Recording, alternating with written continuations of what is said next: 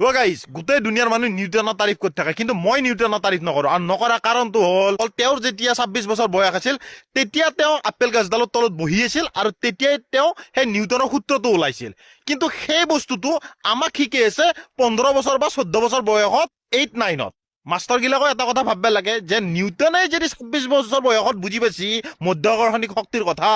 আমাক 15-16 বছৰ বয়সত বুজিলে কেনেকৈ বুজি পাম আৰু চবে কৈ থাকে নিউটন মহান আৰু 26 বছৰ বয়সত 3:30 বজাত সি আপেল গছডালৰ তলত নিউটন বহি থাকিবা লাগে নে কৰবাত সেই 26 বছৰ বয়সত চাকৰিত সোমাই থাকিবা লাগে নহলে লগ বন্ধুৰ লগত ফুটবল খেলি থাকিবা লাগে সি বেৰোজগাৰ আছিল সি নিবনুৱা আছিল সেইকাৰণে গছৰ তলত বহি আছিল আৰু তেওঁ আৱিষ্কাৰ কৰিছিল এইটো ওপৰৰ পৰা তলত পৰি থাকে যি বস্তু ওপৰত থাকে সব তলত আহিব যদি সব বস্তু ওপৰৰ পৰা তলতে আহে আপুনিতো কেতিয়াবা মৃত্যু হৈ ওপৰত গুচি গৈছে যদি মধ্যাকৰ্ষণিক শক্তিৰ ইমানেই বল আছে তলত নামিয়া